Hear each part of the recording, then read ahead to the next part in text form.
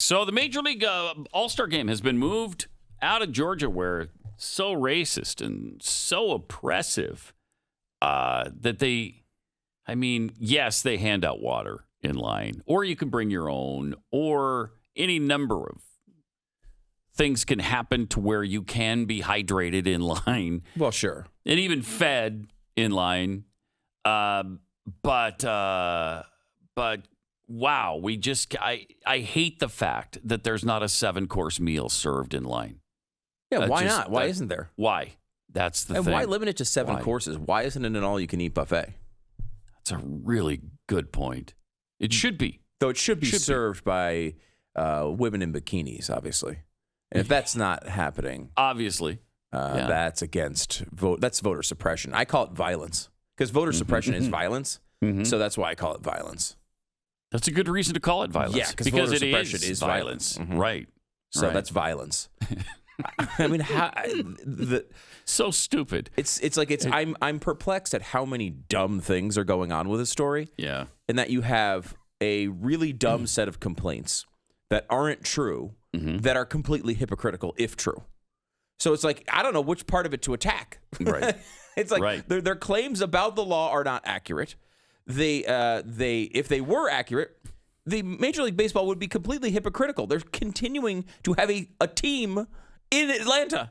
There's a team that does 81 home games there. So bad, you should eliminate them from the league. Yeah. How does CNN continue to operate in Atlanta? Right? Well, how can they?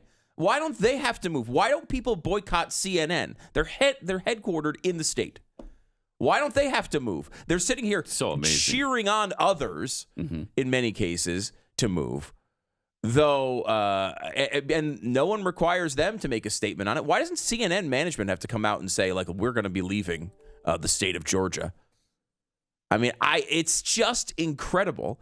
And then, of course, when you compare it to whatever state they go to is going to have laws. Colorado, for instance. Colorado requires, this is where the All-Star Game will be in Denver. They require voters to present ID while voting. No. Accepted forms of ID include a valid Colorado driver's license, valid U.S. passports, and certified copies of a U.S. birth certificate. Voters may also need to return a photocopy of their ID with their ballots if they're voting by mail for the first time. What? What? And then you look at the name of the stadium they're going to play in is Coors Field. Oh, my gosh. Well, critics have cited Coors Family Castle Rock Foundation's continuing history of gifts to organizations that actively promote explicitly anti-gay campaigns and candidates.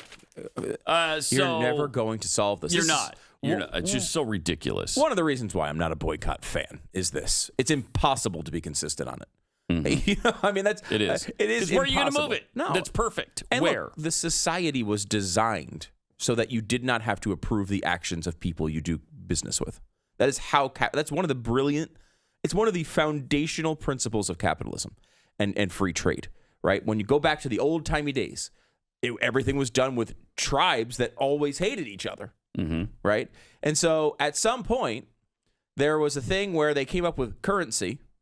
So instead of two tribes meeting with each other and trying to hash that out, they were able to exchange currency for goods, and they didn't have to care if they liked the other people or not. They didn't have to care if they were an evil, warring tribe that believed in some fake god they didn't believe in. And so they were able to actually have commerce and trade goods so that both sides could be better off, a willing exchange, and they didn't have to monitor their thoughts. Both sides. Right. Yeah. And now we've just reversed this. Yeah. We're just like, oh, you know what? Now we have to care about everything that everyone else says for every company you walk into. And I don't like it on either side. I boycott boycotts. It's the only boycott that I participate in. But I do think that, like, we've seen this now where the media is getting involved with them on the left. They're just like cheering this on as if this is the thing you're supposed to be doing. And CBS wrote an article basically saying, here's the 3 steps you could do to hurt Georgia and their law.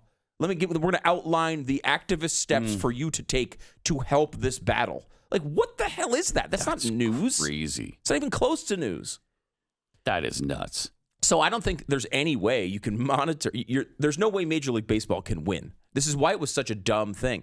And in reality, baseball jumped the gun on this in a lot of different ways. Not only was it completely incomprehensible as a decision, if you read the law, there's no way you can come to the conclusion they've come to. You can't. If you read it, you can't come to that conclusion. But they even had an out with like Stacey Abrams coming out and saying, hey, just so you know, we really hate the law too, but it's going to hurt black and brown and Hispanic people and all these other things if you boycott Georgia. So like they even came out, you had the out of saying, look, even Stacey Abrams says we should stay, right? Like it was easy. And they still did this. And now they moved it to another state, which you could argue has, maybe as a whole has more easier access to voting, maybe. I mean, it is, they clearly went to look at what was number 1 or number 2 on the list of easiest access to voting and just picked, we're going back to Coors Field, that field we built in the 1990s. We're going there. That's where the All-Star Game's going to be. But the whole point here is not the general tone of the law. It's impossible to argue that Georgia tightened the law. If you look at general tone, they had to look at individual pieces of it, like the water thing, to try to fake a case about this. Well, if you want to fake a case about Colorado's law, you can do that too. It's easy. I mean, they have sensible laws like requiring ID. And if you're going to act like that's racist, you're going to have a difficult time going anywhere in this country, including, by the way, buying alcohol at your dumb ballparks where you require ID every single time, even though I'm obviously a tad over 21 at this point.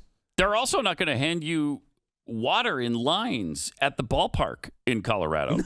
You're not going to be given water in the line. How are you going to go to that game?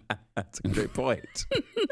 That's a great point. They'll allow you to buy it for $6 or $8 or $10 when you get to the front of the line. And they're not going to give it to you in line. They're not going to let you bring in your own water either. No, they're not. No. How restrictive is that? How are the minorities supposed to live that are going to these games? I don't know. It's interesting because people don't realize that minorities are incapable of getting their own water. There's this weird idea out there that minorities could, let's say, go buy their water just like white people. And that is not true. It's illegal in most states for minorities to purchase water. And that's why it needs to be given out at the polls. It's the only time they get water all year, Pat. Wow. And now that's been taken away. Wow. That seems bad, doesn't it? Bad policy. Bad policy. Also, they moved it from a state that I believe is about 30% black to a state that's 4% black. That is fantastic.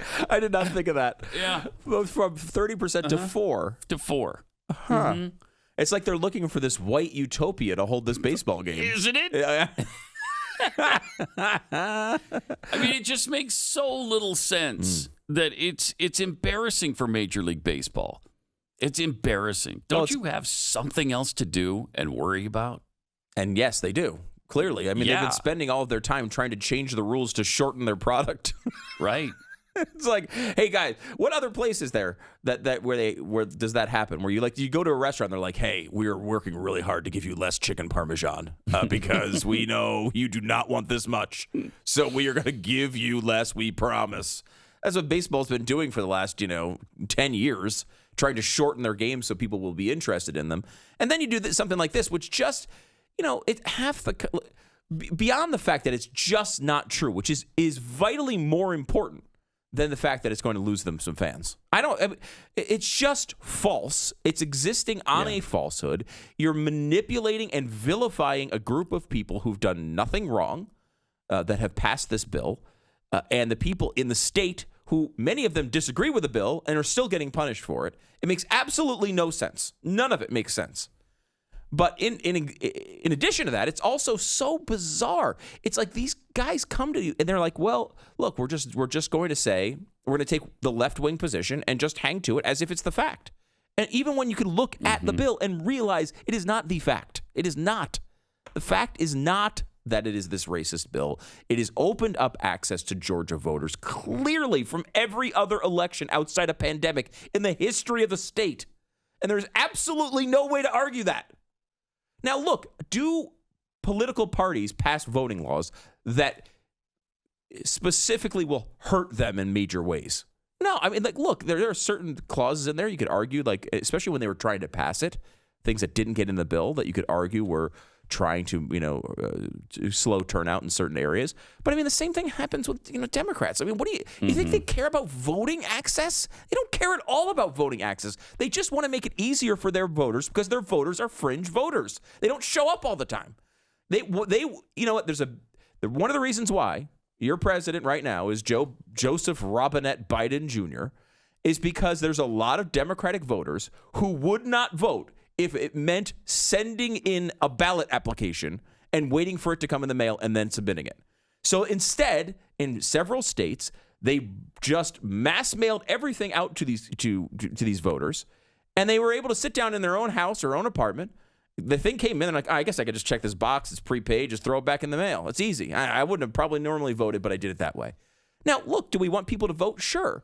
But like, that's just the Democrats. If they thought that was going to hurt them, they would oppose it. Oh, absolutely. As they do. Absolutely. In other states. Yeah. It's just a false narrative built on top of a false narrative, built on top of some weird positioning to try to look like you're the kinder, gentler company, which doesn't seem to work for anyone. But it just keeps happening over and over again anyway.